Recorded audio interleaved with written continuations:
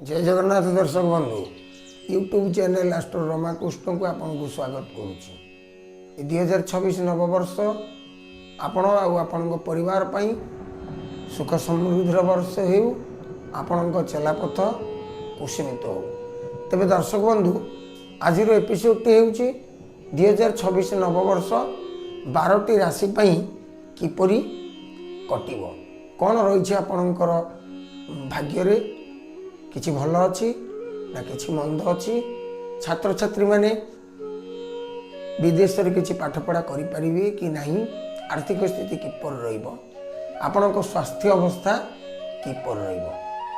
तेबे दर्शक बंधु भाग्यफलर प्रथम राशि मेष राशि व्यक्ति विशेष 2026 वर्ष आरंभ आर्थिक समस्या रे गति करिवे कारण बृहस्पति तृतीय स्थान अर्थ लेन देन कौन सी संस्थार जदि आप पुंजी विनिमय विनियोग करुँच भावी चिंती करूँ आत्मीय स्वजन मध्य जदि अर्थ किसी लेन देन करुँच भावी चिंती करूँ कहीं से अर्थ बुड़ी जीवार संभावना रही ए वर्षटी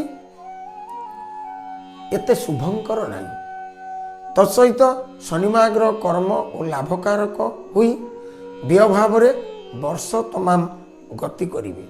जून मास 2 तारिख ठारू बा जून मास 2 तारिख पर चतुर्थ बृहस्पति स्थित कारण भाग्यफल टी पट परिवर्तन करिवार जोग मध्य देखा देउछि।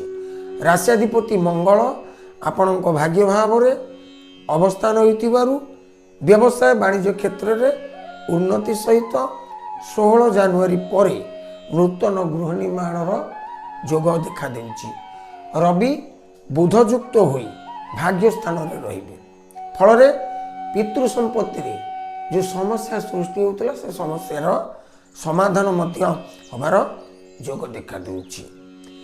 फल आर्थिक स्थिति किछि मांधा रहिबार जोग मध्य देखा देउछि। जून मास पर बृहस्पति चतुर्थ भाव अवस्थान करेंगे फल आर्थिक स्थिति परिवर्तन हेब किसी गठनमूलक कार्य जदि आपण करने चाहते से कार्य निश्चित भाव सफल हेब।